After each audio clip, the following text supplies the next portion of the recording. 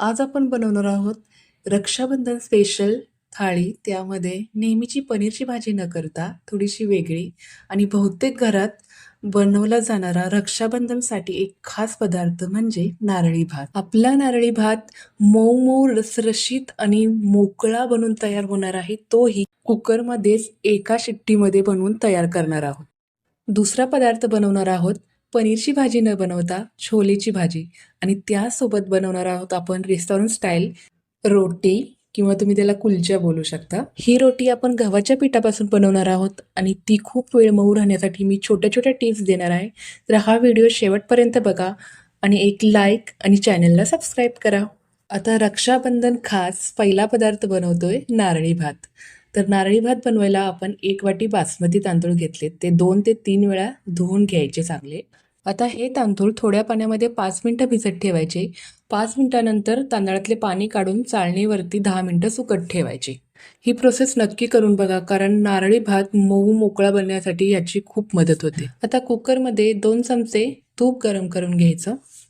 हा नारळी भात नेहमी तुपातच बनवायचा. तुपाचा वापर केल्यामुळे नारळी भात मोकळा सुटसुटीत बनण्यास मदत होते. आता गरम तुपामध्ये 3-4 लवंगा, 1 दालचिनीचा तुकडा आणि 2 वेलची फोडून घालूया आणि त्यामध्येच आपल्या आवडीप्रमाणे ड्रायफ्रुट्स घालून चांगले परतून घेऊया. ड्रायफ्रुट्समध्ये काजू जरूर घाला.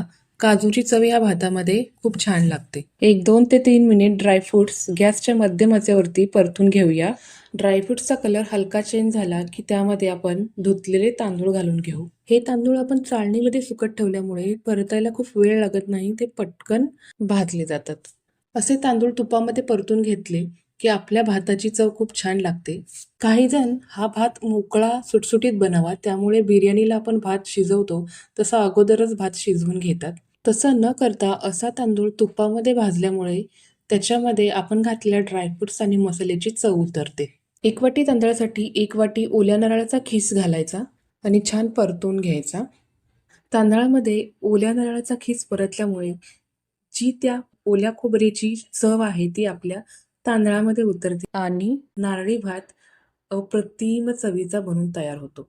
तर तांदळामध्ये खोबरं टाकून एक 5 मिनिटं चांगलं परतून झाल्यानंतर त्यामध्ये 1 वाटी तांदळासाठी 2 वाटी ओल्या नारळाचं दूध वापरणार आहोत.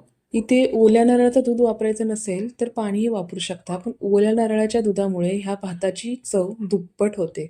आता यामध्ये 1 वाटी गूळ घालून छान मिक्स करून घ्यायचा.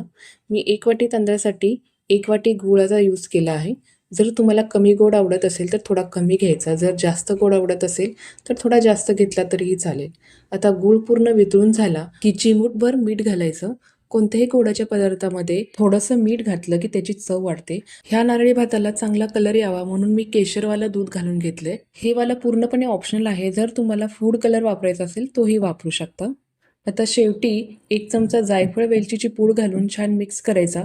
कुकरला झाकण लावून घ्यायचं आणि गॅसच्या मंद आचेवरती कुकरची 1 शिट्टी काढून घ्यायची. आता कुकर पूर्णपणे थंड झाल्यानंतर त्यामध्ये वरून 1 चमचा तूप घालायचं आणि नारळी भातामध्ये सर्वत्र छान मिक्स करून घ्यायचं. शेवटी वापरलेला 1 चमचा तुपामुळे हा नारळी भात अगदी दुसऱ्या दिवशी खाल्ला तरी तो खायला अगदी मऊ आणि रसरशीतच लागतो.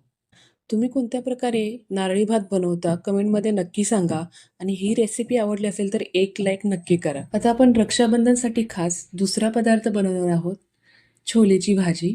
छोले भिजत घालायच्या अगोदर 1-2दा स्वच्छ पाण्याने चांगले धुवून घ्यायचे आणि रात्रभर भिजत घालायचे. आता हे रात्रभर भिजवलेले छोले परत त्याला 1 ते 2 पाण्याने स्वच्छ पाण्याने धुवून घ्यायचं आणि कुकरमध्ये काढून घ्यायचे. एका छोट्या कपड्याच्या तुकड्यामध्ये 4-5 लवंगा, 4-5 मिरी आणि अर्धा चमचा चहा पावडर घ्यायची आणि त्याची छान पोटली तयार करून घ्यायची. चहा पावडरची पोटली याच्यासाठी तयार करायची की चहा पावडरचा कलर फक्त आपल्या छोलेमध्ये उतरेल आणि ती पटकन बाजूलाही करता येईल. आता यामध्येच 2 कमालपत्र, 1 मसाला वेलची, 1 स्टार फूल आणि दालचिनीचा तुकडा घालून तयार केलेली चहा पावडरची पोटली घालूया. चवीपुरतं मीठ घालून 1 वाटी भिजवलेल्या छोल्यासाठी 2 ग्लास पाणी घालून कुकरचं झाकण बंद करायचं. फुल गॅसवरती कुकरच्या पहिल्या 3 शिट्ट्या करून घ्यायच्या. परत गॅस कमी करायचा आणि मंद आचेवरती 2 शिट्ट्या होऊन द्यायच्या. कुकर थंड होते तोपर्यंत आपण रोटी बनवण्यासाठी गव्हाचं पीठ भिजवून घेऊया. 3 वाटी गव्हाच्या पिठामध्ये 4 चमचे मिल्क पावडर, पाव चमचा बेकिंग पावडर,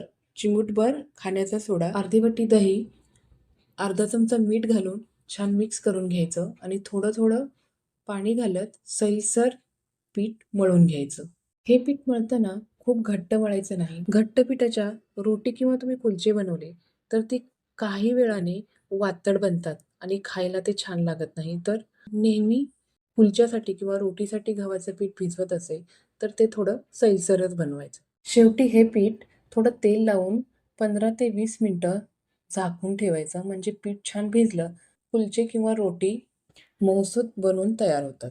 आता छोले बनवण्यासाठी 2 मोठे टोमॅटो मिक्सरच्या भांड्यामध्ये बारीक काप करून कट करून घ्यायचे.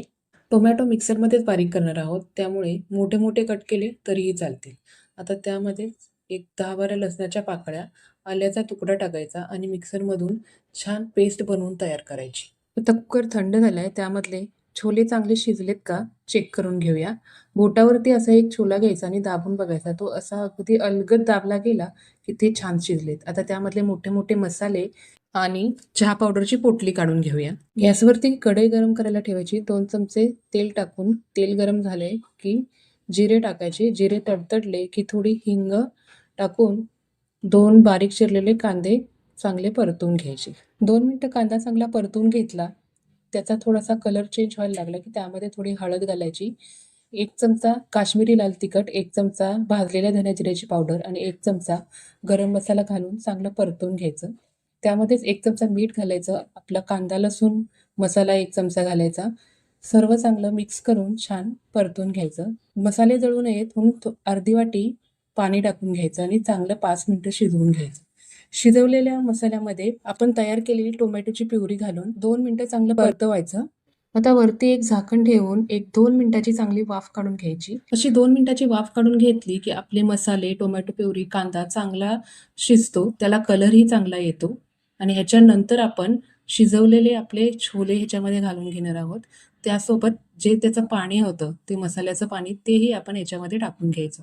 आपल्याला जेवढी कन्सिस्टन्सी हवे, पातळ हवी असेल तर पातळ करू शकता, घट्ट पाहिजे असेल तर घट्ट करू शकता. पण मी सांगेन की जास्त पातळ न करता थोडंसं घट्टसरच असं छोले बनवायचं, म्हणजे ते खायला चांगलं लागतं. आता याच्यावरती कोथिंबीर आणि कसुरी मेथी टाकून मोठ्या गॅसवरती 5 मिनिटं शिजवायचं. परत गॅस कमी करायचा आणि 10 मिनिटं चांगलं शिजवून घ्यायचं. शेवटी आता याला तुपाची फोडणी देणार आहोत. याच्यामुळे छोलेची चव दुप्पट होणार आहे. 2 चमचे तूप गरम करायचं. त्यामध्ये थोडा लसूण, कढीपत्ता, मिरच्या घालायच्या आणि छान भाजून घ्यायच्या. वरून थोडी कोथिंबीर टाकायची. ही फोडणी आपली सर्व झालेल्या छोलेमध्ये ओतायची आणि चांगली मिक्स करून घ्यायची. याच्यामुळे आपल्या छोलेला चव अजून छान येते. आपले छोले बनवून तयार आहेत. आता आपण रोटी करायला घेऊया. अर्धा तास हे पीठ छान भिजलंय, त्यामुळे आपल्या रोटी अगदी मऊ मऊ बनवून तयार होणार आहेत.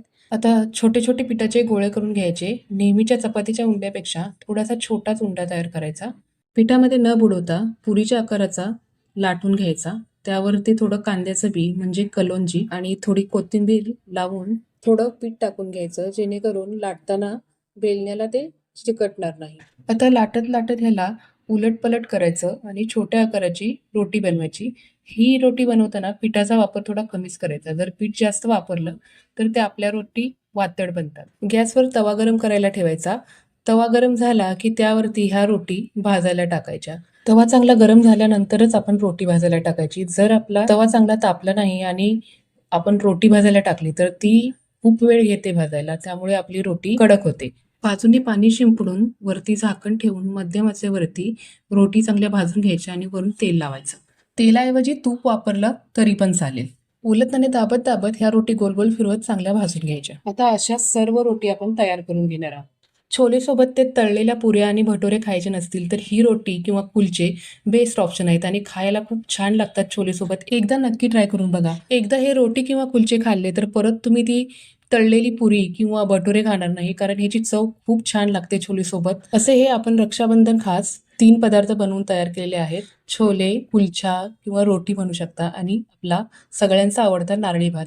याच्यापैकी सर्वात जास्त पदार्थ तुम्हाला कोणता आवडला कमेंट करून नक्की सांगा. आणि जर तुम्हाला व्हिडिओ आवडला असेल तर एक लाईक, शेअर आणि चॅनलला नक्की सबस्क्राईब करा आणि तुमच्या गोड बहिणी भावंडांसोबत, मित्रमैत्रिणींसोबत हा व्हिडिओ नक्की शेअर करा.